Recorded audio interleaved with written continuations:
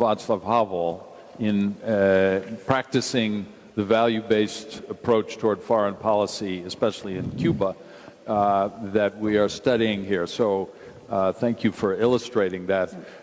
Our final panelist is one of the most distinguished figures in the human rights field whom I've had occasion to meet over the years, Lobsang Sangay, who's seated immediately next to me. He is the democratically elected Tibetan political leader. He is based in Dharamsala. He's lectured all over the world on issues of human rights and democracy. He is someone who speaks eloquently on behalf of a struggling human rights and democracy situation, and he will do so here today. So thank you very much, Lobsang. The floor is yours. Thank you very much, John, for your kind introduction.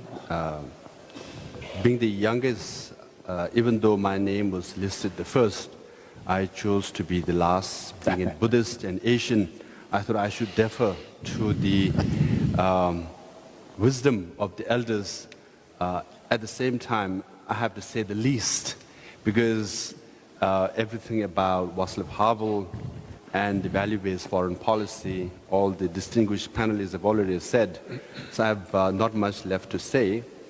Having said that, let me try to answer John's question. What does value-based foreign policy mean? I think if you look at Václav Havel, you can clearly see him as a rebel, but a realist. Essentially, when he says value-based foreign policy, I think he would say moral and money are both important. But if you have to choose between the two, you will always choose moral over money. I think his life clearly shows that he was a moral warrior. And if you read The Power of the Powerless, you can clearly see it's a prescription for moral warrior. And Charter 77, I think, is a charter for moral revolution, moral and nonviolent revolution. And then maybe I'll try to also touch on a karmic coincidence that he passed away on December 18, 2011, which coincided with the self-immolation by Mohamed Bouazizi in Tunisia, which led to the whole Arab Spring. So I'll try to connect that with Tibet. Now, as for Václav Havel being a moral warrior, and he would choose moral over money.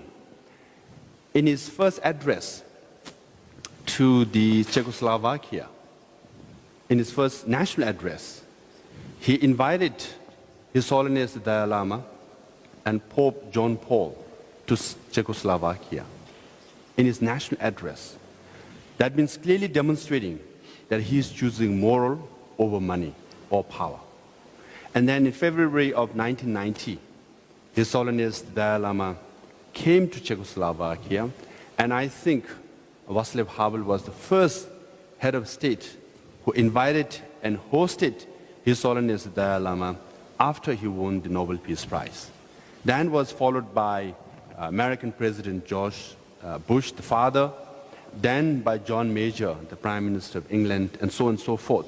So Václav Havel took the pioneering step to give weightage, support to Tibet and His Holiness Dalai Lama by formally inviting him and saying it so in the first national address.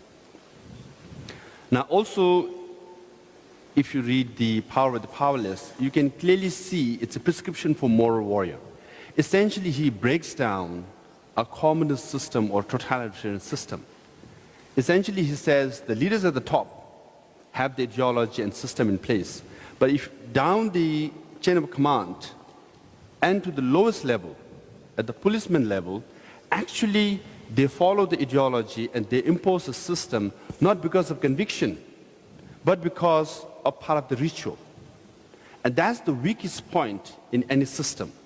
So hence, and he gives example of greengrocer who choose the signboard outside his shop which says that unite,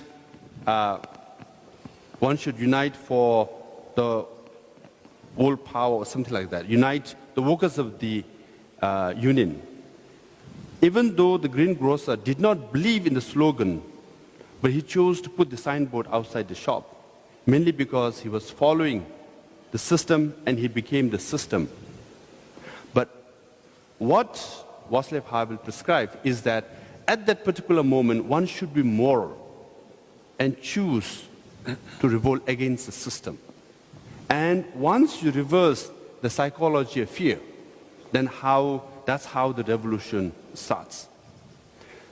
So that writing was very encouraging and inspiring for me, because given the enormity of China's power, economic and military power, you always look at this gigantic power, and being myself sitting in Dharamsala, sometimes you wonder, and I often ask this question, why did you take this job?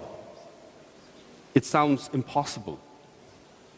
But then I always say, if you read The Power of the Powerless, you can clearly see how once a seemingly impossible action can be possible in the long run. If I paraphrase Václav Havel, he says that moral act, even it might look trivial at one time, it might look impossible at one time, but it grows in significance eventually and you succeed. That's how when he came out with Charter 77, actually no one believed that it could work, but he took a moral stand, and him along with his friends drafted the Charter 77, and which became a reality in late 80s.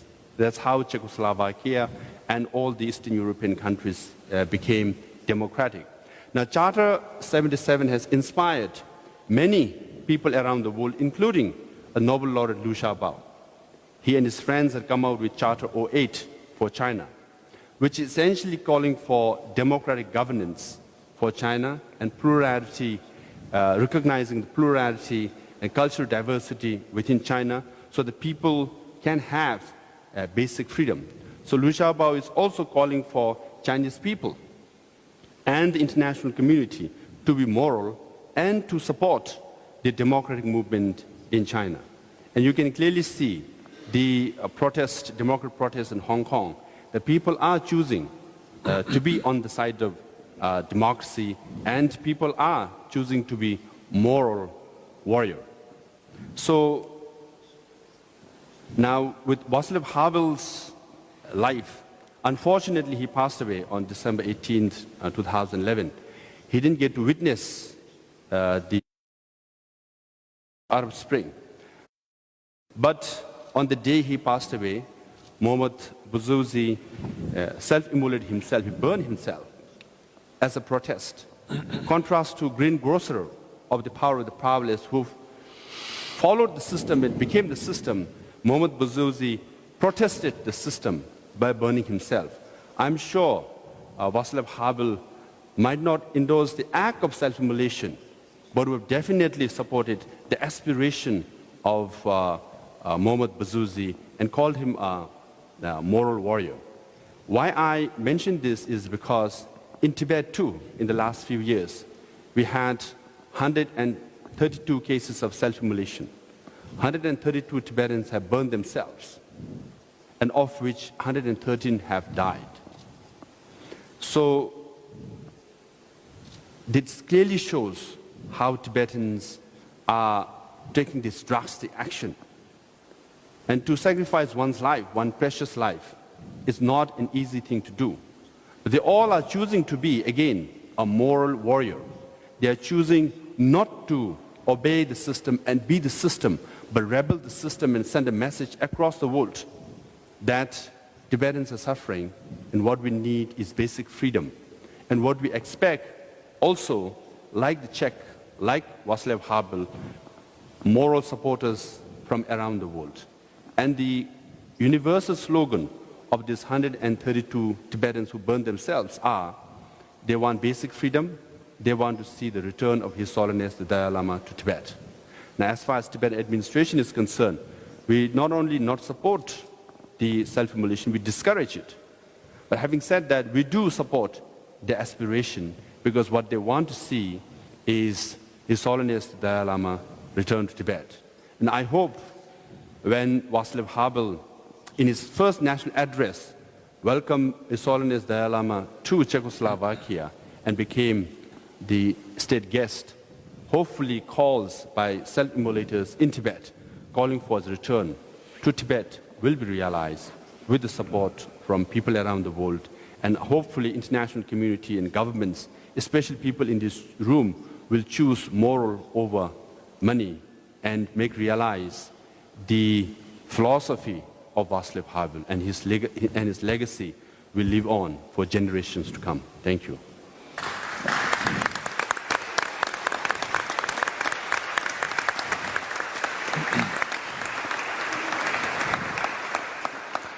Well, I'm sure our audience can see why it was difficult for me to choose between our final two speakers, and they both spoke very eloquently, as did all the speakers on this panel. And I have a couple of questions of my own, but before I ask them, and I may not, depending on whether panelists have questions that they'd either like to ask each other or comments that they might like to have made in response to what has been said.